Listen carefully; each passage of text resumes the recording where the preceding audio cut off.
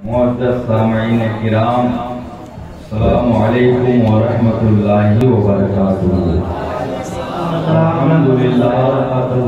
अल्हम्दुलिल्लाहिल्लज़ी वहदा वस्सलातु वस्सलामु अला नबिय्यिन ला नबिय्य बअदा व अला आलिहि तुक़ा व सहबिही नुजूमिल हुदा। अम्मा बाद अऊज़ु बिल्लाहि मिनश शैतानिर रजीम। बिस्मिल्लाहिर्रहमानिर्रहीम। क़ाल अल्लाहु तआला फ़िल क़ुरानिल मजीद वल फ़ुरक़ानिल हमीद। इन औलियाउहु इल्लल मुत्तक़ून। सदक़ल्लाहुल अज़ीम। मोहब्बत के साथ दुरूद पाक। अल्लाहुम्मा सल्लि अला सय्यिदिना शफ़ीना हबीबिना नबीना मौलाना मरजाना मौलाना मुहम्मद बारिक वसल्लिम सलातुन व सलामुन अलैका सय्यदी या रसूलल्लाह सल्लल्लाहु अलैहि वसल्लम। वक्त नहीं है लेकिन मैं बहुत कुछ कहने वाला था। अब छोटी सी बात समझ लें कि मैं इन तमाम उलमाए किराम शुरा इस्लाम का शुक्रगुजार हूँ।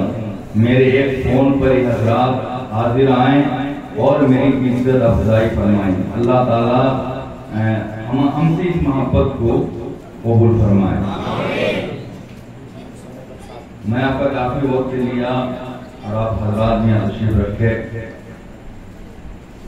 अल्हम्दुलिल्लाह हमें बहुत खुशी है कि आज हम और आप एक वली कामिल आरिफ बिल्लाह मुर्शिद पुरनूर कारी अमानत रसूल दामा ज़िल्लहुल क़ुद्दिसा सिरुल अज़ीज़ की याद मनाने के लिए हम और आप यहाँ इकट्ठे हुए हैं।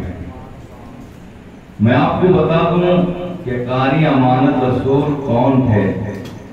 कारी अमानत रसूल अल्लाह के उन नेक बंदों में से थे, बालिग होने के बाद से आखिरी वक्त तक आपने कभी जमात से भी नमाज नहीं छोड़ी, बल्कि जमात के साथ अपने नमाज अदा की।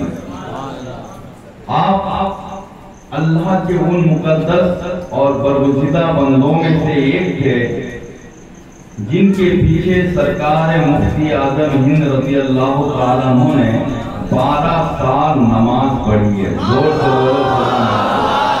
ये मुफ्ती आज़म हिंद कौन थे? मुफ्ती आज़म हिंद अल्लाह के उन वलियों में से थे जो दिल के हालात भी जान लेते थे और हर एक के पीछे नमाज नहीं पढ़ते थे, उन्हीं के पीछे नमाज पढ़ते थे जिनका दिल और जुबान एक हुआ करता था। जोर से कारी अमानत रसूल रहमतुल्लाह अलैहि अल्लाह के उन मुकद्दस वलियों में से एक वो थे जिनकी शान ये थी, सरकार मुजाहिदे मिल्लत रज़ी अल्लाह तआला अन्हु मुरादाबाद के सफर में थे। अचानक आपके दिल में गौसे आजम की तरफ से इल्का हुआ कि पीलीभीत जाओ और कारी अमानत रसूल को मेरी अमानत तुम पेश करके आओ। कहाँ जाता है? मुझसे मुफ्ती तहसीन अज़ीज़ी ने फरमाया कि सरकार मुजाहिदे मिल्लत रज़ी अल्लाह तआला अन्हु ठीक दोपहर के वक्त जब शिद्दत की गर्मी पड़ी हुई थी, इंसान से लेके जानवर तक अपने अपने घोंसले में जा छुपे हुए थे। ऐसे आलम में मुजाहिदे मिल्लत रज़ी अल्लाह तआला अन्हु पीलीभीत शरीफ पहुंचते हैं। कारी अमानत रसूल के दरवाजे से करीब होते हैं। दरवाजा बंद था। मुजाहिदे मिल्लत ने खटखटाया। कारी साहब ने अंदर से दरवाजा खोला तो दरवाजे पे क्या देखा? ये वो जात हैं जिन्हें दुनिया आकाए नेमत कहती है, जिन्हें दुनिया मुनासिर अहले सुन्नत कहती है, जिन्हें दुनिया फातिह अरब व अजम कहती है। कारी अमानत रसूल ने पूछा, सरकार आप फातिह अरब व अजम हैं, मुझ पर इतनी करम फरमाई क्यों की और गर्मी पड़ी हुई है? मुजाहिदे मिल्लत ने फरमाया, कारी साहिब मैं आज खुद से नहीं आया हूँ, मुझे गौसे आजम ने भेजा है, पीरे पीरा ने भेजा है, मीरे मीरा ने भेजा है, वलिए कामिल ने भेजा है। कारी साहिब ने पूछा कौन भेजा है? मुजाहिद मिल्लत ने फरमाया मुझे गौसे आजम ने भेजा है और कहा हबीबुर रहमान आप छोड़ो, पीलीभीत जाओ, मेरी गला पे नमाज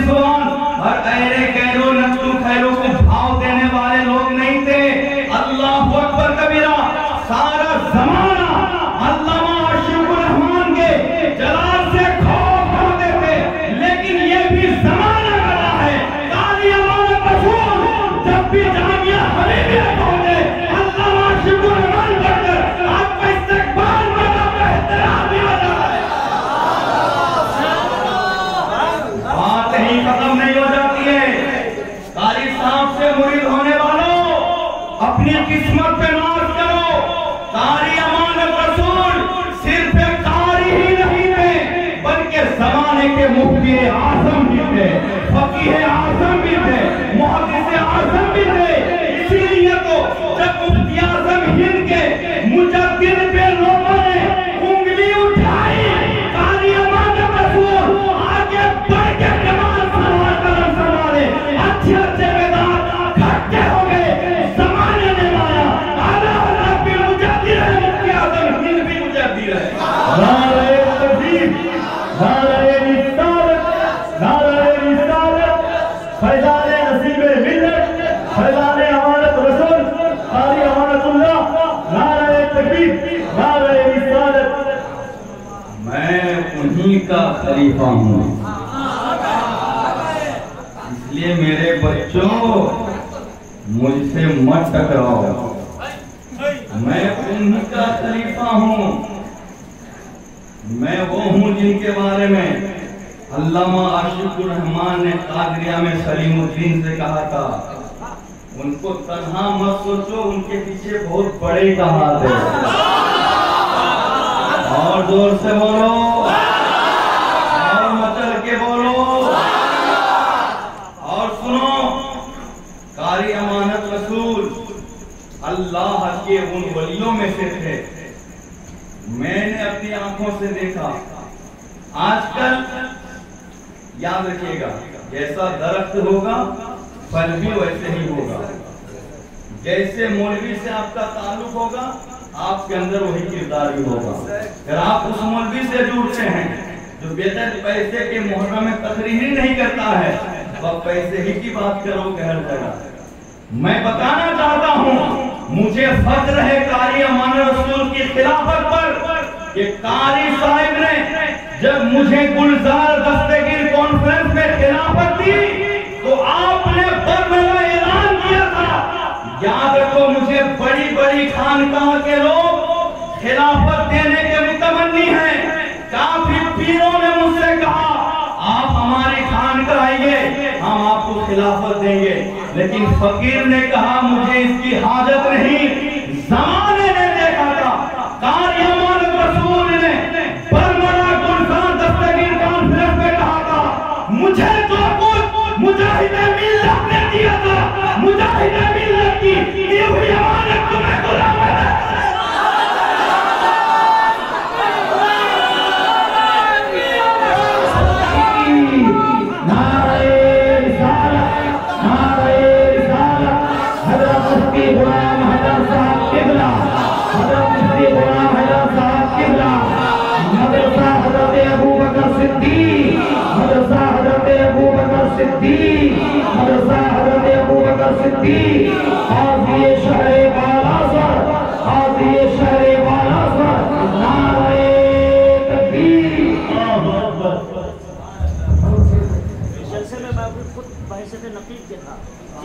आज मैं बता दूं और आपको समझा दूं और खुल के कह दूं, इस वक्त हबीबी भाइयों से मुझे कुछ नुकसान नहीं है। जोर से बोलो, अगर मुझे नुकसान है तो नसीमियों में घुसे हुए पुर्तुगलों से नुकसान है। इससे नुकसान है, पुर्तुगलों से नुकसान है जो खिलाफत उस्मानिया को मिटा देना चाहते हैं। नादानो, तुम जिस उड़ते हुए परिंदे के चक्कर में निशावर हो गए हो, आज इस डाल में है, कल किसी और डाल में बैठेगा। जब मेरे साथ गद्दारी किया तो तुझसे क्या पता नहीं करेगा। कमीनो, हमने तेरे बाप का जनाजा पढ़ाया, एहसान भूल गए। हमने तुम्हारे दादा का जनाजा पढ़ाया, एहसान भूल गए। याद रखो, तुम मिट जाओगे, ना गुलाम हैदर मिटेगा, ना तामिया तो सिद्दीक मिटेगा।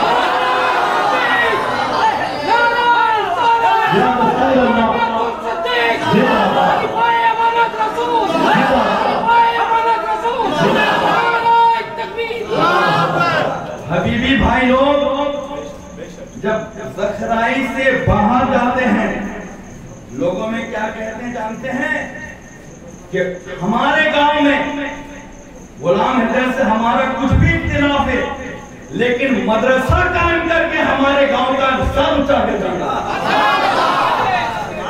कौन कहते हैं? हबीबी भाई लोग। लेकिन नसीबियों में घुसे हुए घुसपट्टू कुछ ऐसे हैं जो 100 रुपया देने की ताकत नहीं रखता है। हमारे साथ मिल मिल के खूब बिरयानी खाया 11वीं का, और जब बंद हो गया हमारा जुब्बा भी आज इस्तेमाल करके अपना जिस्म छुपाता है और मेरे बारे कहता है कि इसने अलहाज गुलामुद्दीन से 2 लाख मांगा, नहीं दिया तो नाराज हो गया। मैं कहता हूं ऐसा कहने वालों, अगर तुम बाप के हैं, मां के नेक और हलाली हो, इसे साबित कर दो, मैं वो सजा कबूल करूंगा जो सजा बात सामने सुन लो, सही बात सुन लो। मुनाफिको, हमने तुम्हारा क्या बिगाड़ा है? हम तो तुम्हारा नाम तक लेना गुनाह समझते हैं। हमको नाजायज और हराम समझते हैं तुम्हारा तस्करा करना। तुम चाय की दुकान में बैठकर मेरा जिक्र करते हो। कमीनों, इसी दिन के लिए अपने बाप दादा का जनाजा मुझसे पढ़ाया था। याद रखो, तुमसे तुम्हारे बाप दादाओं की रूह भी नाराज है, क्योंकि तुम्हारे बाप दादा जानते हैं ये हमारी दौलत पढ़ाया, जनाजा नहीं पढ़ाया। जिसने जनाजा पढ़ाया ये उसकी गुस्ताखी करता है। वाकया सुनो, मैं खुल के कहना चाहता हूं, इस गांव में मौलाना इमरान मिसबाही को मैं लाया। कौन लाया? मैं लाया। फिर चले जाएंगे, अब ढूंढते रह जाओगे, तुम्हें गुलाम हजरत दूसरा देने वाला नहीं है। गुलाम हजरत देने वाला मौलाना इमरान को मैं इस गांव में लाया। क्यों लाया? ताकि मस्जिद और मदरसे काम बड़े अच्छे से हो, इसलिए ना लाया। उन्होंने कहा मुझे एक मखसूस कमरा चाहिए, मैंने उनको एक कमरा दे दिया। उन्होंने कहा मुझे एसी चाहिए, मैंने एसी दे दिया।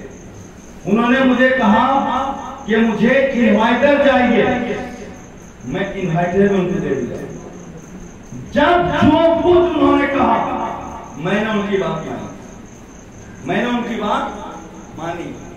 और आज मैं अपने बच्चों से कहना चाहूंगा, आप हरगिज़ कोई भी शख्स मौलाना इमरान के खिलाफ ना कहें, कोई भी ना कहें। क्यों? ताकि वो तो भाई बाहर ही हैं, आज हैं कल चले जाएंगे। जो लोग उनके अंधे भक्त होकर मुझ पर जुल्म कर रहे हैं, मुझ पर इल्जाम थोप रहे हैं, ना मौलाना इमरान इनका जनाजा पढ़ेंगे, ना ये उनके जनाजे में शामिल होंगे। या तो मुझसे पढ़ाएंगे या मेरे बच्चों से पढ़ाएंगे, नहीं तो उससे पढ़ाएंगे जिनको मैं गांव में लाया हूं। यानी नबियों कलमा पढ़ाने का एहसान गया। अब जरा गौर करो, उन्होंने जब जो कुछ कहा हमने किया, महीना घर में रहा, फिर भी हमने तनख्वाह दी उनकी, जबकि कारी साहब वगैरह पर हमने सख्ती की।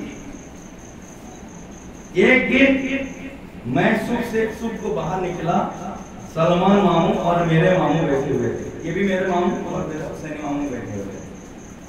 इन दोनों ने मुझसे कहा कि बाबू बड़ा लंबा वक्त हो रहा है, जल्दी किला शुरू कर दो।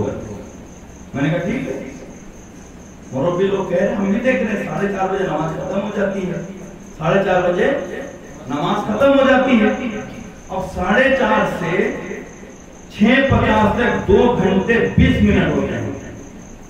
अगर मौलाना इमरान हाजी गुलामुद्दीन साहब की बच्ची को 2 घंटे भी पढ़ाते हैं, 6:30 बजे तक भी पढ़ाते हैं, तो 2 घंटे पढ़ाएंगे। तो मैं अब सलमान मामू पर बैठे थे, उन्होंने लिस्ट बना के लाई, ये भी हाजिर थे। मैंने कहा कि 6:30 तक क्लास शुरू कर दी। यही ना कहा मैंने, इससे ज्यादा मैंने कुछ नहीं कहा। कुछ बोले नहीं, चले गए।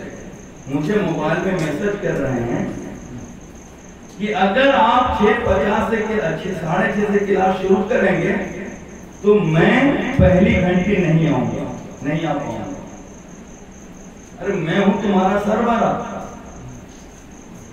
एक कांस्टेबल कुछ बात अगर करना चाहता है एसपी से, वो मैसेज नहीं करता है, उनके सामने जाके बात रखता है।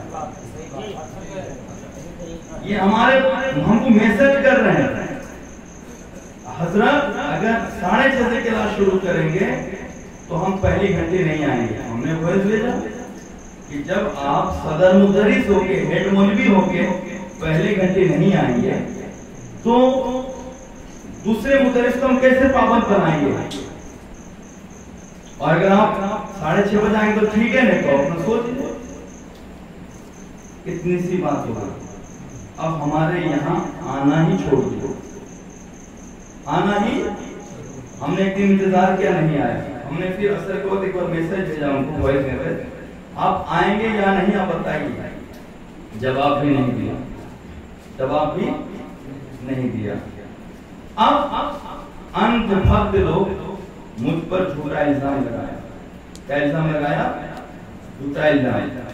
अल्हम्दुलिल्लाह, जिस शख्स ने मुझ पर सबसे पहले इल्जाम लगाया था कि मैं मदरसे का माज़अल्लाह मार के खा जाता हूं, ये सारे उलमा जानते हैं मेरी सरकारी नौकरी थी। क्या नौकरी थी? सरकारी नौकरी थी। आज को मेरी सैलरी 30 से 35 हजार रुपया हो गई।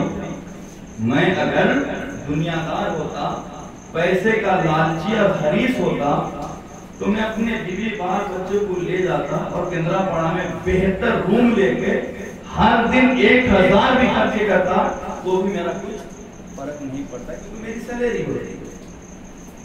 मैंने सरकारी नौकरी को रिजाइन दिया, मुझे किसी ने निकाला नहीं। क्यों रिजाइन दिया?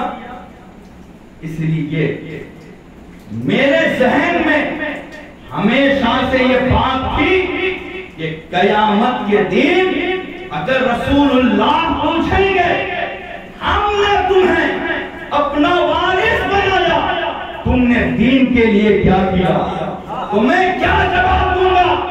ये सोचा, सरकारी नौकरी छोड़ा और जामियातुल सिद्दीक बनाने का तैयार कर लिया। ये सोचकर नबी अगर पूछेंगे उम्मत को क्या दिया है, ये कहूंगा या रसूलल्लाह मैंने कुछ नहीं जामियातुल सिद्दीक की शक्ल में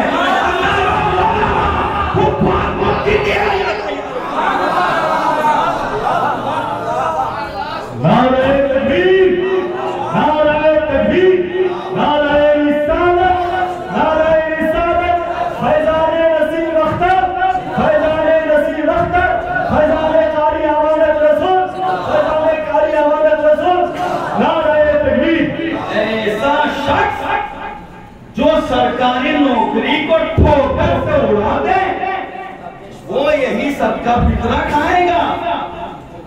मैं बताना चाहता हूं पूरे गांव में मेरा कोई दुश्मन नहीं है, ना कोई हबीबी मेरा दुश्मन, ना कोई नसीमी मेरा दुश्मन। हाँ, जिस तरह हजरते जहां आदम होंगे वहां शैतान होगा। जहां आदम होंगे वहां शैतान होगा, जहां इब्राहिम होंगे वहां नमरूद होगा, जहां मूसा होंगे वहां फिरौन होगा, और जहां मुस्तफा होंगे उस गली में अबू जहल होगा, अबू लहब होगा, उतबा होगा, शैबा होगा। और सुनो, जहां पर अबू बकर सिद्दीक होंगे वहां राफजी होगा, जहां मौला अली होंगे वहां खारजी होगा, जहां हुसैन होंगे वहां यजीद होगा, जहां मोइनुद्दीन अकबरी होंगे वहां जादूगर होगा, जहां आला हज़रत होंगे वहां भी होगा, और जिस पड़ोस में गुलाम हैदर का माको हरामी होंगे।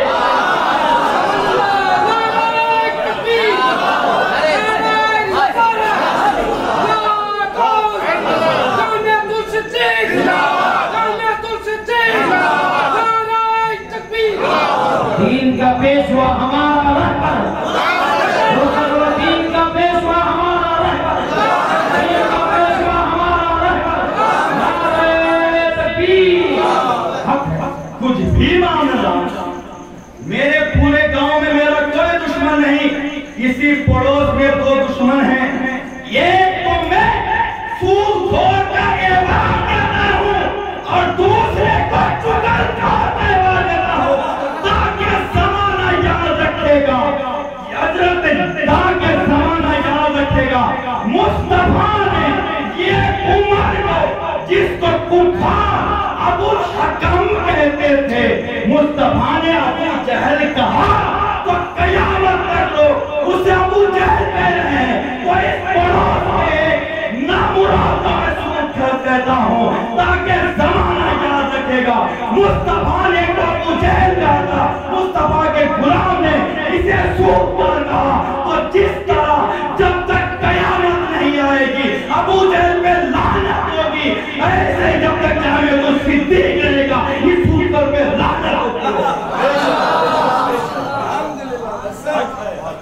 हमको कहते हो, और सुनो, मेरा कोई हबीबी दुश्मन नहीं, कोई नसीबी दुश्मन नहीं, क्योंकि हमने जो किया उन लोगों ने हमारे क्या किया, कुछ किया अब तक। लेकिन बताओ नसीबियों, पूरे उड़ीसा में तुम्हारा एक मदरसा है आपका एक मदरसा, बोलिए, जहां आपके आलिम हो, जहां आपके मुफ्ती निकले। मैंने सोचा नसीबियों में सब कुछ है, अगर नहीं है तो उलमा नहीं है, हुफ्फाज नहीं है, मुफ्ती नहीं है। मदरसा कायम किया ताकि जमात में आलिमों की जमात भी हो, मुफ्तियों की जमात भी हो। ये किसी और के दरवाजे पे नहीं, अपने उलमा के पास।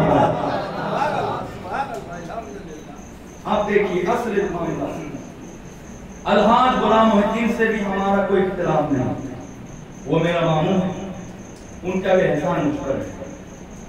लेकिन चुगलखोरों और सूदखोरों ने, जिनकी कोई हैसियत नहीं, जिनको उनके पड़ोस के सब लोग नहीं पहचानते हैं, मैं तो कहता हूं कि सूदखोर ने मुझ पर इल्जाम लगाया कि मैं गुलामुद्दीन से 2 लाख मांगा, वो नहीं दिया तो मैं उनके खिलाफ खड़ा हो गया।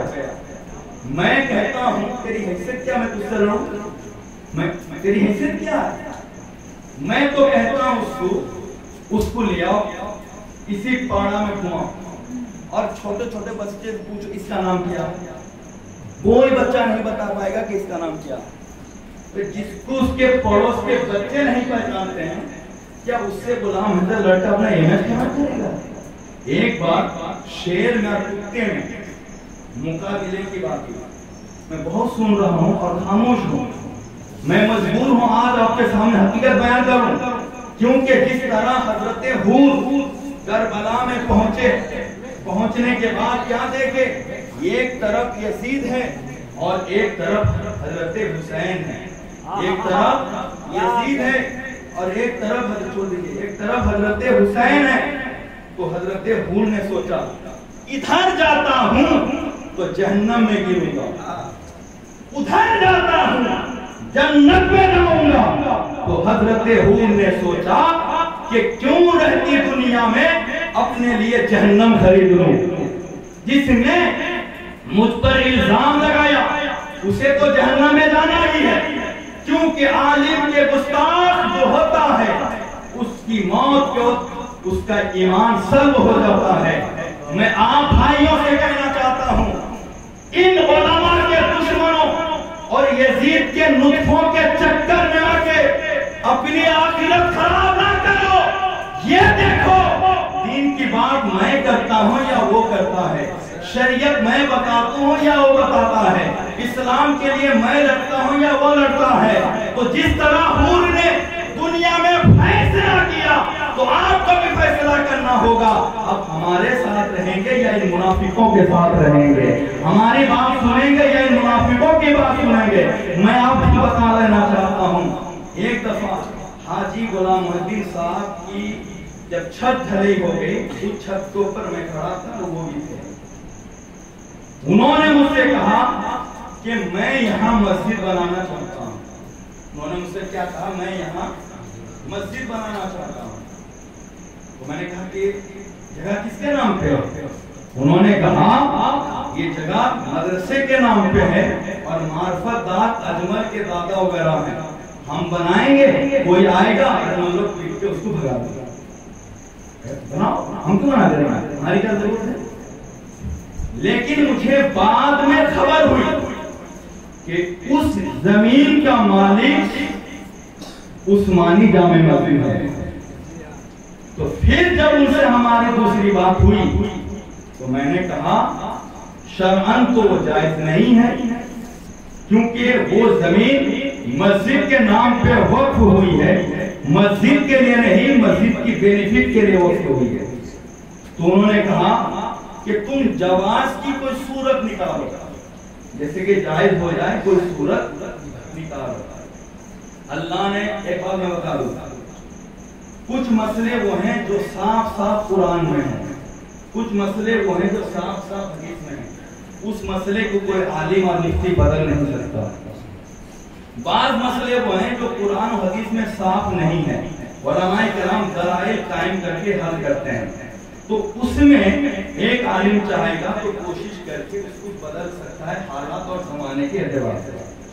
और वो आलिम अगर फतवा देता है, उस फतवे पे अमल करने वाले पर कोई गुनाह नहीं होगा क़यामत में। मिसाल के तौर पर बादल छाया हुआ है, क्या छाया हुआ है, अभी सूरज डूबा नहीं, शहर के सबसे बड़े मुफ्ती ने फैसला दे दिया कि बादल में सूरज गुरूब हो गया है, आप इफ्तारी कर लें। आपने इफ्तारी कर लिया, पता चला बाद में कि सूरज डूबा नहीं था। तो अब यहाँ दो सूरत है। एक, अगर आपने आज खुद रोजा खोल दिया ये सोचकर कि सूरज डूब गया है, तो आपको 60 रोजा रखना पड़ेगा। कितना रोजा रखना पड़ेगा? 60। वहीं अगर आलिम ने कहा कि हाँ सूरज डूब गया है और आपने आलिम पे भरोसा किया और इफ्तारी कर ली और पता चला कि नहीं सूरज डूबा नहीं था, यहाँ 60 रोजा नहीं 1 रोजा रखना पड़ेगा। कितना रोजा रखना पड़ेगा? 1। खुद से तोड़ेंगे तो 60, आलिम के कहने पे तोड़ेंगे तो ये क्योंकि आलिम की शान मेरे मुस्तफा ने ये बताई, अगर वो कोई मसला हल करता है, हल करने में अगर वो हक पर है तो 10 नेकी पाएगा और गलत फैसला भी कर दिया तो उसे 1 नेकी मिलेगी, क्योंकि उसने दीन के लिए कोशिश की। तो उन्होंने मुझसे कहा जवाज की कोई सूरत होती है तो आप कोशिश करें। और अल्हम्दुलिल्लाह हमने बहुत से मसाइल में कोशिश करके जवाज की सूरत निकाली। लोग हमसे जो करीब हो जानते हैं। अब देखिए, मैंने कोशिश करने के बाद हमने गुलामुद्दीन मामू को, अलहाज गुलामुद्दीन से मैंने कहा कि आइए हमारे यहाँ हम कुछ बात करेंगे। वो आए, शैखुद्दीन आए और अजमल आए। हमने साफ साफ पहले कहा कि देखिए हमारा मिजाज ये है कि जहाँ इख्तिलाफ और डिस्प्यूट हो, ना वहाँ मैं जाऊंगा ना मेरा भाई जाएगा। मैंने साफ कहा जहाँ कोई, क्यों कि हम बहुत झेल चुके हैं और हम झेल नहीं पाएंगे। हम खामोश रह के दीन का बड़ा काम करना चाहते हैं। मैंने उनको कहा हाँ, अगर आप उसको चाहते हैं लेकर मस्जिद बनाएंगे तो वक्फ को बदलने की 4 शर्तें हैं, वो कोई शर्त यहाँ नहीं पाई जाती है। एक सूरत समझ में आती है, लीड के तौर पे लेके करेंगे तो मस्जिद वालों से बात कर लेंगे। मैंने कहा वो हमारे ऊपर गुस्सा गए, लेकिन हमने बहस नहीं की क्योंकि हमको शहरी मसला बताना था। आए चले गए, वो समझ गए कि मैं उनकी मदद करने वाला नहीं, मैं साथ देने वाला, तो चले गए। एक दिन हम उनके पास बैठे हैं, वो मुझे कह रहे हैं तुम साथ नहीं दे रहे हो ना, तुम देखोगे पूरी भर में 55 डिसमिल जगह से वाले से बात कर लिया हूँ, डबल दाम देके खरीद के मदरसा भी बनाऊंगा, मस्जिद भी बनाऊंगा। समझ आए? सारों लोगों से बात कर लिया हूँ, उनको जगह देकर उनकी जगह पे मस्जिद बनाऊंगा। सोमो लोगों से बात किया हूँ, उनकी जगह लेके मस्जिद बनाऊंगा। लुकमान जो तुम्हारे वहाँ नमाज पढ़ते हैं, उनसे बात कर लिया हूँ, उनसे जगह लेके मैं मस्जिद बनाऊंगा, और जहां जहां मस्जिद बनेगी मैं वहां वहां पैसा दूंगा। जहां जहां मस्जिद बनेगी मैं वहां वहां, तो मैंने कहा जहां जहां मस्जिद बनेगी आप पैसा देंगे तो हमारे भी तो मंजिला बना दीजिए, कोई गलत बात नहीं। एक आदमी जब खुद कह रहा है कि जहां जहां मस्जिद बनेगी मैं वहां वहां पैसा दूंगा, तो मैंने कहा हमारे भी छत डाल दीजिए। तो उन्होंने कहा कि तुम्हारे बच्चों से कहो कि वो मेरी मदद करे, तुम्हारे बच्चों से कहो कि वो हमारी मदद करे, मैं यहाँ मस्जिद बनाऊंगा, हर हाल में यहाँ मैं बनाऊंगा, क्योंकि फला फला खैर मैं उधर जाना नहीं चाहता हूँ। तो मैंने उनसे कहा कि ये तो रिश्वत हो जाएगी। मैंने क्या कहा, ये तो रिश्वत हो जाएगी, मैं रिश्वत लेकर मस्जिद बनाना नहीं चाहता। फिर वो अपनी जगह पे रह गए, मैं अपनी जगह पे रह, आदमी उनसे ना हमारा कोई इख्तिलाफ ना मुझे ना मुस्लिम का इख्तिलाफ। तो अब एक किसी पड़ोस का एक शख्स ने, अब उससे हमारा कोई इख्तिलाफ है क्या? बताइए, मैं इस गाँव में कोई कारोबार करता हूँ क्या? बोलिए, इस गाँव में मैं बहुत बड़ा कारोबार करता हूँ, मैं बहुत बड़ा कारोबार करता हूँ, ये भी जान लो। और मैं बस मेरा कारोबार बाहर होता है, गांव में नहीं होता है, समझ रहे हैं क्या नहीं? और हम जाहिर भी करना नहीं चाहते कि हमारा कारोबार क्या, हम क्या कर रहे हैं। हमारा इस गांव में कोई कारोबार नहीं।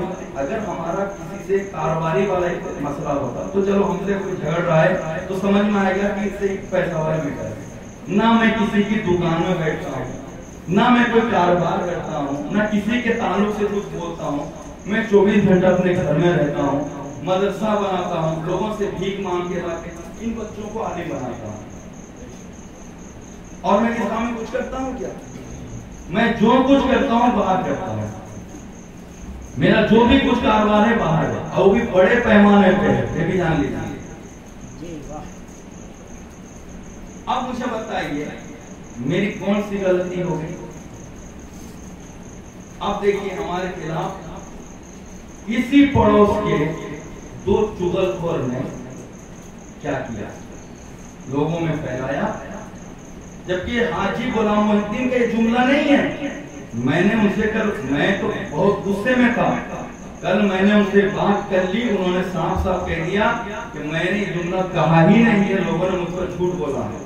और मैंने ये भी कहा कि मैं रिकॉर्डिंग कर रहा हूँ, आप जो बोलिए सच बोलिए, क्योंकि मैं तस्वीर सुनाऊंगा। उन्होंने कहा कि मैंने ये जुमला कहीं नहीं कहा। अब इन लोगों से ना मेरा कोई रिश्तेदारी है, ना कोई कारोबार है, ना कोई ताल्लुक है, ना उनका मैं तस्करा करता हूँ, ना वो मेरे लेवल के हैं। क्या फैलाया कि मोनो मौलाना को गुलाम हैदर ने 2 लाख मांगा। कितना लाख मांगा? 2 लाख मांगा। जब वो कहा कि मैं कैसे दे पाऊंगा, मैं किस्ती में थोड़ा थोड़ा करके दे दूंगा, तो गुलाम हैदर कहा तब तो हम दंगा हो गया, तो मैं जितना हो गया। तो बताओ मैं करूं तो क्या करूं? इन चुगलखोरों से ना मैं बात करता हूं, ना इनसे मेरा कोई कारोबार है, ना मेरा इनसे कोई झगड़ा है, ना मैं इनका क्या क्या हूं। अगर ये उठते बैठते गली कूचे में इसे ठोकेंगे तो मैं काम दिन का कैसे करूंगा? मेरी गलती क्या है? मैंने क्या किसका बिगाड़ा? यही ना मेरी गलती है कि मैंने हक बोला था। मैं आपको एक मिसाल देखिए, आप लोग को भूख तो नहीं लग रही है ना? भूख लग रही है? सुन लीजिए। चलो भाई, अगर हम तुम्हारी जमीन हड़प लेते या हम तुम्हें गाली गलौज करते या तुम्हारा कारोबार हम बंद कर देते, तो अगर ऐसी सूरत में तुम अगर हमारे खिलाफ कुछ बोलते हो तो समझ में आता है कि हमें हमने उनका नुकसान किया, तुमने हमें कहा। हम तो चाय की दुकान में भी नहीं बैठते हैं ताकि मैं किसी के बारे में बात ना करूं। आप गौर कीजिए, इमाम बुखारी रहमतुल्लाह अलैह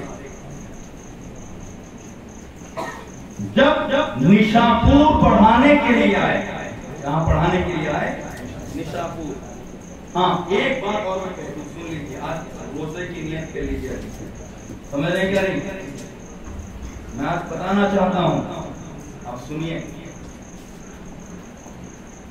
निशापुर में, हाँ, मेरे बारे में बात ये फैलाई जा रही है कि मैंने जब मौलाना इमरान यहाँ से निकल गए तब मैंने कहा कि वहाँ जो लड़कियों को पढ़ाते हैं, जवान लड़कियों को बेपर्दगी के साथ उनके पीछे नमाज नहीं, ये लोग कह रहे हैं।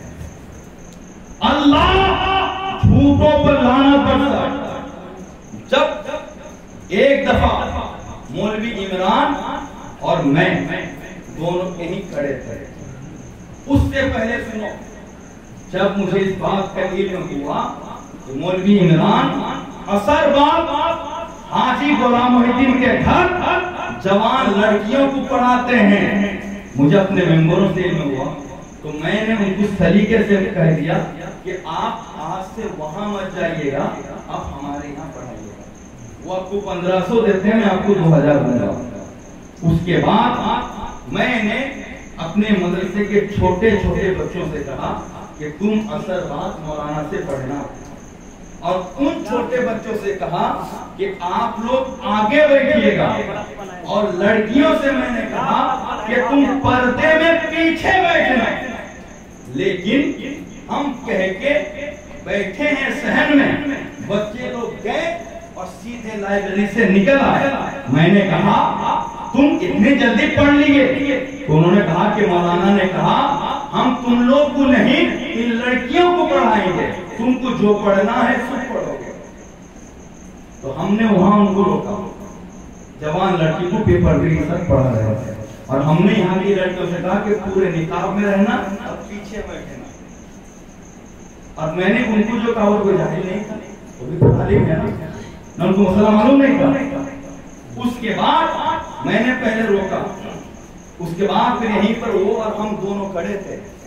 उन्होंने मुझसे कहा कि जिन लड़कियों को मैं पढ़ाता था अभी उन लड़कियों को कारी रियासत पढ़ाते हैं। तो मैंने कहा कि अरे जवान लड़कियों को पढ़ाते हैं, और जवान लड़कियों को जो पढ़ाएगा उसके पीछे नमाज मतलूए तहरीमी होगी, पढ़ी हुई नमाज को लौटाना होगा। कारी साहब को तो तंबीह करनी पड़ेगी, क्योंकि लोग मेहनत शास्त्रा करके अल्लाह को सजदा करने मस्जिद पहुंचते हैं, जब नमाज ही नहीं होगी तो फायदा क्या होगा? हमें तो आगाह करना होगा। तो अब बताइए, मैं एक आलिम होने के नाते ऐलाने हक कर दिया या नहीं? अगर गलत कहता हूँ मौलाना इमरान आए और कहें कि हमसे उनकी बात हुई नहीं है। अब देखिए, तो हमारे यहाँ गद्दारी करके चले गए, मैंने कुछ नहीं कहा, मैं खामोश रहा पूरे दौर से। अब हाजी गुलाम मोहिद्दीन से बातें हो गई, अब इन लोगों ने ये बुलाया। अब देखिए, हाजी साहब ने कुछ भी कहा था, उनकी बात पर सुन के आप लोगों ने हैरान कर दिया, मुझसे आके पूछ नहीं सकते थे? बाप जब मर जाता है तो जनाजे के लिए मेरे पास आते हो, फातिहा के लिए शीरनी रखते हो तो मेरे बच्चों के पास आते हो, जानवर को लंबे करके सुलाकर मदरसे आते हो, और उन्होंने जो मेरे बारे कहा मुझसे आके पूछ नहीं सकते थे? मैं सुनो, मेरा किसी से भी झगड़ा है तो दीनी झगड़ा है, मैं खुल के कहना चाहता हूँ। इमाम बुखारी जब निशापुर पढ़ाने के लिए आए तो बादशाह वक्त ने इमाम बुखारी से कहा कि बादशाह वक्त ने पूरे शहरियों को हुक्म दिया कि आप सब जाओ इमाम बुखारी का इस्तकबाल करके ले आओ। पूरे निशापुर वाले शहर से बाहर गए, इमाम बुखारी को इस्तकबाल करके लाए।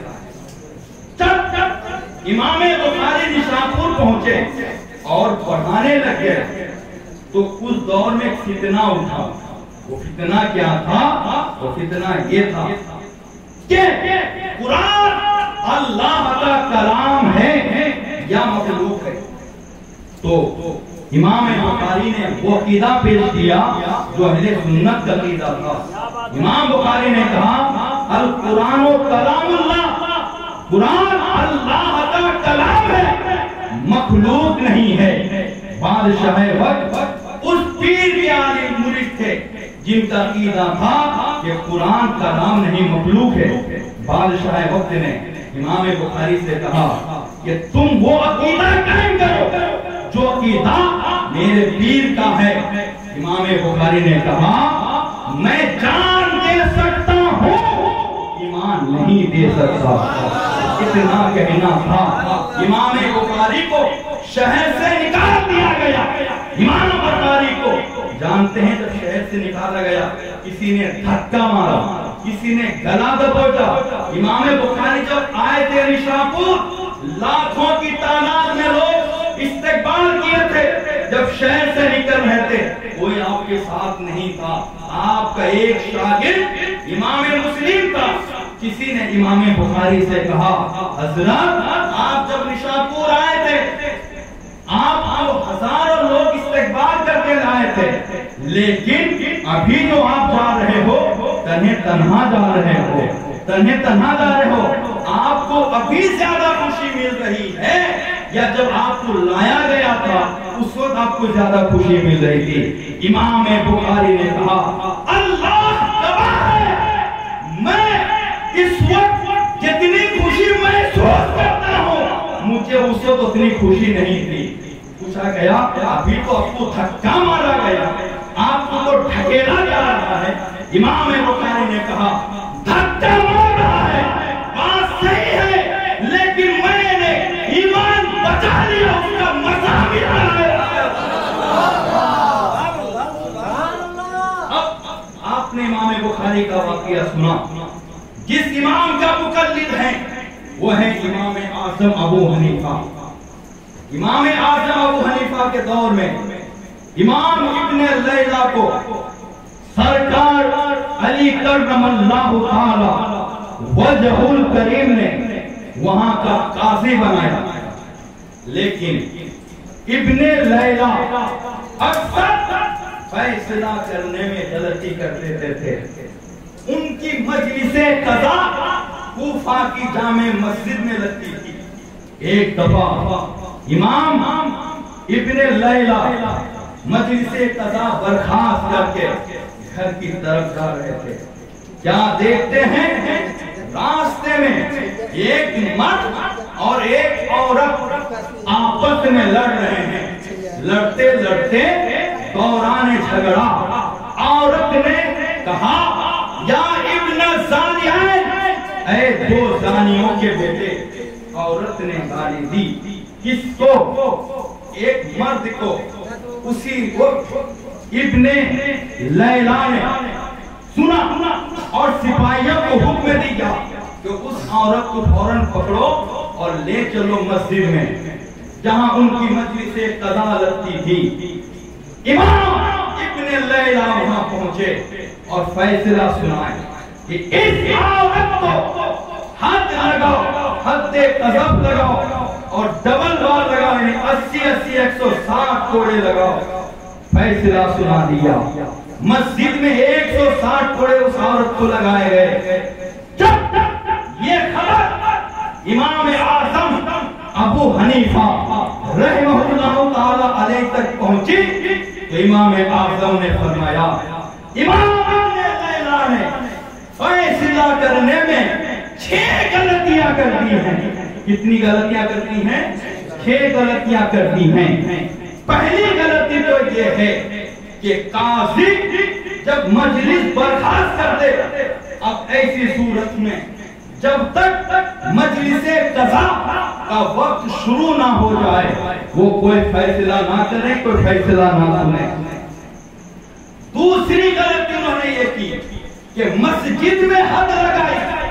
मस्जिद बनाई गई है अल्लाह की इबादत के लिए, हद लगाने के लिए नहीं। इमाम आज़म ने फरमाया, इन्होंने तीसरी गलती ये की कि एक साथ दोनों हद लगा दी, जबकि एक साथ दोनों हद लगाने की इजाजत नहीं है। चौथी गलती ये की कि औरत को खड़ा करके इन्होंने सजा दी, जबकि हुक्म ये है कि औरत को बिठा कर सजा दी जाए ताकि उनकी इज्जत और आबरू की हिफाजत हो। और इन्होंने पांचवी गलती ये की कि इन्होंने पांचवी गलती और अहम गलती ये की है काजी उस वक्त तक फैसला नहीं दे सकता जब तक मुल्जिम या मुद्दई दावा पेश नहीं कर देता है। यानी जब मुद्दई काजी की बारगाह में दावा पेश करेगा तब जाके काजी फैसला करेगा। इतना इमाम आजम का कहना था। इमाम आजम के खिलाफ हो गए और लान तान शुरू कर दिए। तो जैसे मैं बताना चाहता हूँ, इसी गांव में एक शख्स खुद को बड़ा मालदार समझता है। उस दौर में इमाम आजम के सब मौलवी मुखालिफ हो गए कि ये हमारे दुकान बंद कर देंगे, फैसला दे दे कि हमारी हालत खराब कर देंगे। ये बताना चाहता हूँ, ये मामला आज का नहीं, पहले से होता चला आया है। अब सुनिए, इसी गांव में एक मालदार शख्स ने क्या किया, एक हिंदू मर गया, उसको जाके अगरबत्ती लगाया। क्या लगाया? जबकि वही शख्स मुझे जहां देखता था अस्सलाम वालेकुम, मुझे देख लेता था कहां जा रहे हैं हजरत, मुझे देख लेता था बैठा रहता तो उठ के खड़ा हो जाता था। जब मेरे पास इस्तिफ्ता आया, जैद ने एक मरे हुए हिंदू को अगरबत्ती लगाया है, सुलगाया है, उस पर शरीयत का हुक्म क्या है? तो क्या उस वक्त मैं शरीयत देखता या उसकी तबीयत देखता? मैं शरीयत देखता या उसके चेहरे को देखता, उसकी दौलत देखता या शरीयत देखता? मैंने शरीफ फैसला कर दिया और बता दिया उस पर तौबा लाजिम है। मैंने फैसला दिया, नहीं डरा। तौबा कराने वाला तौबा कराने के लिए गया, नीचे बैठ गए घबरा कर, तौबा करने वाला ऊपर बैठ के तौबा। अब बताओ, मैंने फतवा देकर उसे जहन्नम में दाखिल किया या जन्नत में? क्या बात है, जहन्नम से निकाला, जन्नत में आया। मैं उससे जो फैसला दिया, उससे मैंने उसकी आखिरत बचाई या आखिरत बर्बाद कर दी? मैंने आखिरत बचाई। उसको क्या करना चाहिए था? मेरा तो तलुए मेरे जूते को सर पे रखना चाहिए था। ये कहते हुए मैं जहन्नम जा रहा था, वो मुझे जन्नत ले आया। लेकिन दिल है काला, उसने मेरा दुश्मन हो गया। अब दुकान में बैठ रहा है तो कहता है गुलाम हैदर से कोई मसला पूछा नहीं जाएगा। बाजारों में बैठता है, उससे कुछ नहीं पूछा जाएगा। अभी देखो, रमजान शरीफ में मेरे भाई की तबीयत खराब थी, मैं उसे लेकर हॉस्पिटल में मसरूफ था। एसएसएफ वालों की तरफ से कुछ चावल मिले, जिसे मौलाना इमरान ने लोगों में तकसीम किया। मुझे चावल का कितना चावल आया, किस क्वालिटी का चावल आया, किस रंग का चावल आया, लंबा था या छोटा, मोटा था या चौड़ा, मुझे इसका इल्म तक नहीं। सिर्फ मौलाना इमरान ने मुझे बताया कि हजरत चावल आया है, क्या मैं लोगों में तकसीम कर दूं? मैंने कहा हाँ, जामिया के सामने तकसीम कर दो ताकि लोगों में अच्छा असर आए। फोन में बात हो गई। अब देखो, हाजी गुलाम मुहद्दीन साहब, मौलाना इमरान साहिब कब्रिस्तान जा रहे हैं फातिहा पढ़ने के लिए। वही शख्स जिसको मैंने जहन्नम से निकाला, किससे निकाला? जहन्नम से निकाला, जन्नत में जाने के रास्ते पे खड़ा कर दिया। इन लोगों के सामने शैतान की तरह खड़ा हो गया। कहा कुछ सुने भी हो? इन लोगों ने कहा क्या? गुलाम हैदर 5 क्विंटल चावल लाया, 2 क्विंटल खा गया, 3 क्विंटल लोगों में मारा।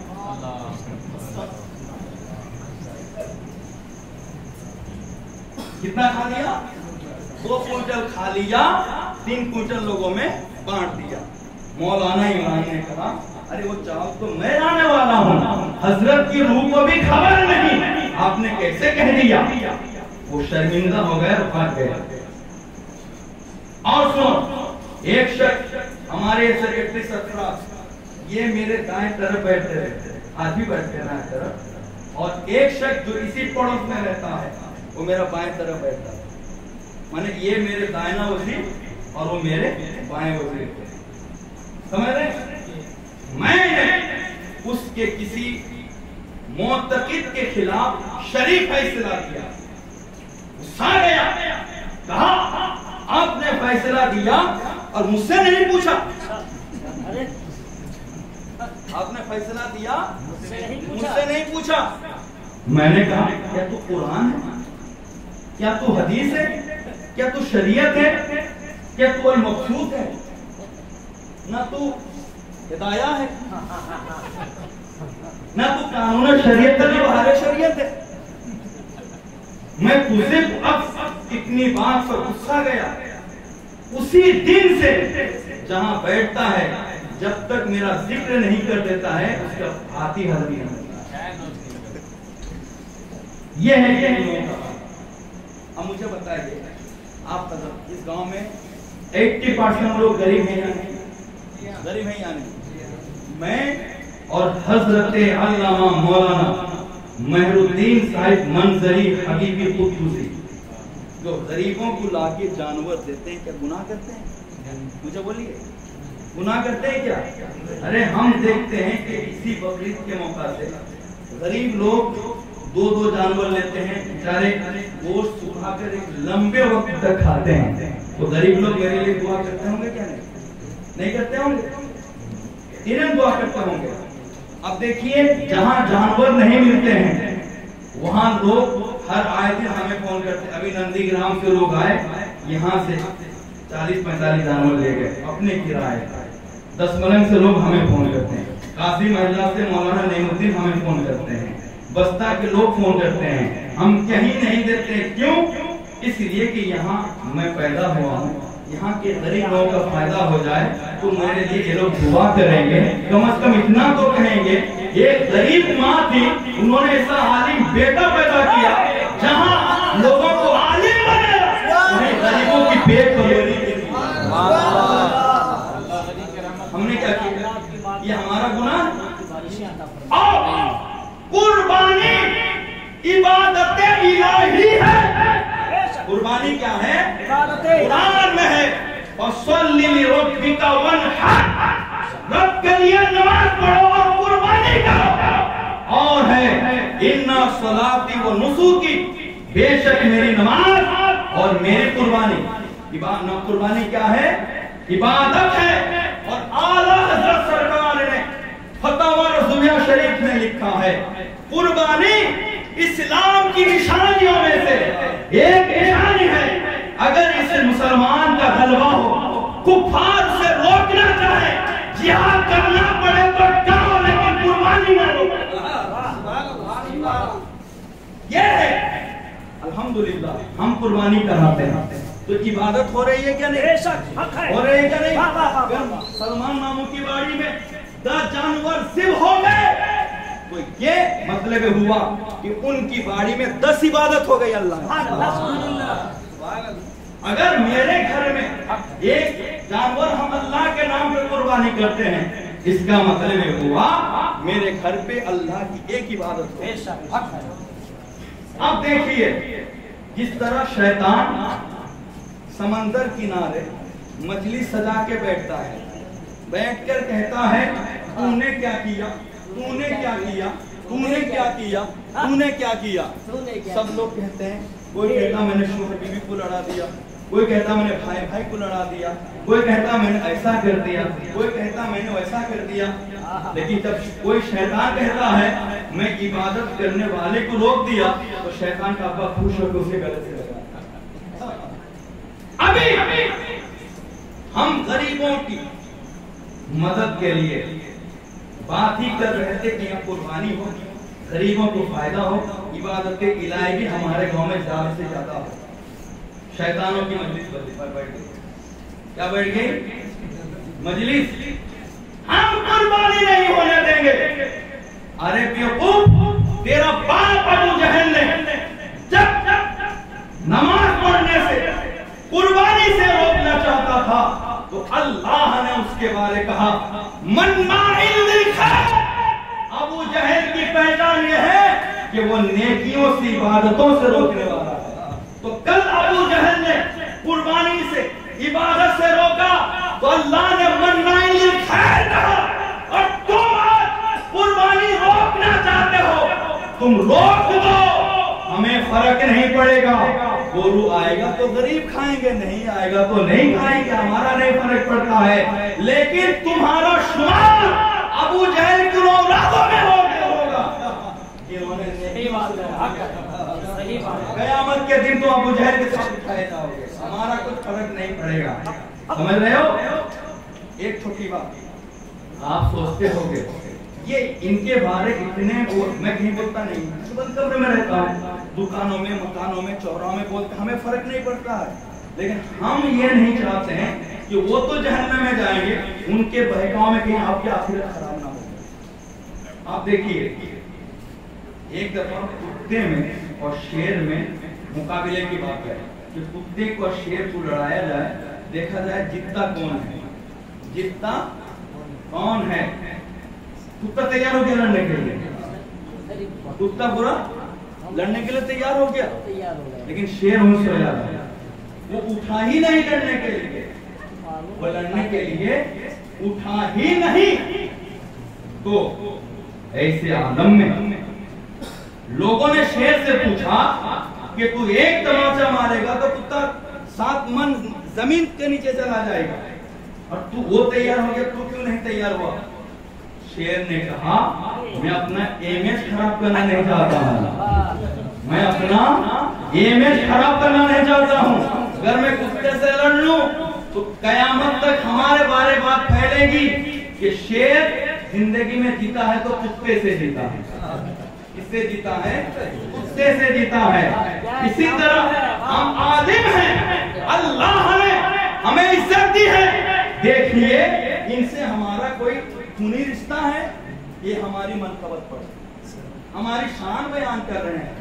हम गांव से बाहर जाते हैं, कोई हजरत कह के सलाम पेश करते हैं, कोई बेग उठाते हैं, कोई जूता उठाते हैं, कोई आते हैं हजरत हमें मुरीद कर ले, कोई आके कहते हैं हजरत हमें तावीज़ दीजिए। जब अल्लाह ने इतनी इज्जत से नवाजा है तो मैं इन कुत्तों से लड़कर इज्जत खराब क्यों करूं? यही सोच के मैं खामोश हूं। वरना अल्लाह ने हमें इतनी ताकत दी है, इतनी वुसअत दी है, चाहे तो मिनटों में कलर पकड़ कर टकरा दे, लेकिन हम नहीं चाहते हैं। मस्जिद खाना खुदा है, उसे अल्लाह ने इबादत के लिए बंदों को बनाने की तौफीक दी है। हम नहीं चाहते हैं कि वहाँ कोई इख्तिलाफ हो, वहाँ कोई खून खराबा हो। मैं ये नहीं चाहता हूँ। मैंने मेहनत करके 2 मंजिला मस्जिद की है, पाखाना और गुसल खाना, वजू खाना बनाया है, मामूलों को कहकर जो आकर ठले डाला है, और इन मामूओं ने हमारे जो पहली मंजिला मस्जिद बनाई है। मैं नहीं चाहता हूँ हमारी इन चीजों पर पानी फेर जाए। हम जानते हैं वो उड़ता हुआ परिंदा है, आज इस डाल में है, कल दूसरे डाल में बैठेगा, परसों तीसरे डाल में बैठेगा, परसों चौथे डाल में बैठेगा। इतने डाल बदल देंगे कि इनके नाम भी भूल जाएंगे, इनका निशा भी मिट जाएगा। ना ये इनके जनाजे में शामिल होंगे, ना वो इनके जनाजे में शामिल होंगे। हम खूब जानते हैं आज नहीं सही 10 साल बाद जाएंगे, उसके बाद जब इनकी मौत होगी, इनकी औलाद की मौत होगी। हम तो सोच लिए हैं इन दोनों इश्तिहारी, मैं फिर कहता हूँ पूरे गांव में मेरा कोई दुश्मन नहीं है, किसी से मेरा कोई इख्तिलाफ नहीं है, सबों से हमने मिलकर अपना मामला साफ कर लिया है। लेकिन हम बारहा चाहे ये 2 इंसान सही हो जाए, ये सही क्या होंगे? हर आए दिन अबू जहल से करीब होते चले जा रहे हैं। इसलिए हम सोचे हैं कि अब हम तो चले जाएंगे, लेकिन अपने जामिया के ऑफिस में 2 फोटो लगा देंगे और नीचे लेंगे जामिया के इश्तिहारी मुजरिम हैं, ताकि हम चले जाएं, इनकी नस्ल को हमारे आने वाली नस्ल भी याद रहे। अस्सलाम वालेकुम।